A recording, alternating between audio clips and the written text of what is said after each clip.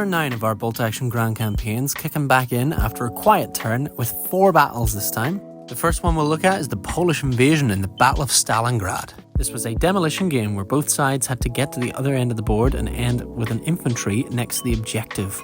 The Soviets, as usual, with plenty of units, had set up a strong defense around their objectives. We even had a traitor on the board, as my model for my lieutenant was used as my opponent's, as he'd forgot his. Disaster struck immediately as the Soviet T-34 was able to knock out the 7TP in the first roll of the game. I then thought I'd score a few easy kills with my cavalry, but the luck of the dice were just not on my side as they were able to fight off all of my cavalry. With 2 of my stronger units immediately out of the game, it was starting to look quite difficult for the Poles as I struggled to push back. I had some of the worst rolls I've ever had in Bolt Action throughout this game, and every time a tactical decision gave me the upper hand, the dice immediately took it away from me. It's pretty thematic that the Battle of Stalingrad is such a tough battle, but I didn't give up. I kept trying to push, just unfortunately the Soviets were too strong. My last few units made a desperate charge to get to the objective, as the Polish troops continued to drop across the board. I continued to push heavily but slowly, and I was able to get one guy around the back to try and contest the objective. He proved to be one of the most unkillable models we've seen so far, but alas, with all those pins, he eventually succumbed to the fire. One desperate last charge from the motorized, but unfortunately it was too late. With my last defenders either bogged down or killed off, he was able to run in with his lieutenant, the turncoat, and capture the Polish flag.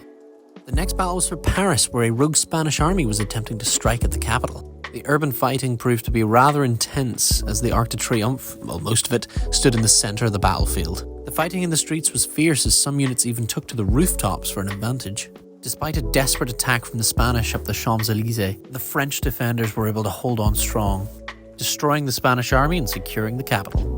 Next, we saw Poland defending against the German remnant trying to take back the territory of Austria. I brought a lot of cavalry for this one as we were expecting a big battle. This was a double envelopment battle where both sides had to get the troops off the other end of the board or kill enemy troops. The Germans quickly pushed up to the trenches while under artillery fire. As my infantry couldn't do anything to hold back his medium tank, he quickly secured the eastern flank, taking over the hill entirely. My armoured car was able to jam the Puma's turret, giving my troops some room to move up as I focused my push on the western flank. My artillery took out his squad in the trenches before getting blasted by a tank, as the Puma harassed my western forces. I was losing a lot of troops, so my only hope was to get them off the other end of the board, but not without a lot of close quarters combat. My tank finally came on from reserves, destroying his tank and allowing my armoured car to get away. And despite some really bad dice rolls, it ended up being a Polish victory in the end. The last battle of the turn was revenge for Paris as the French struck Madrid, though in this case not with a rogue army, as Spain struggles to hold on to its home territory.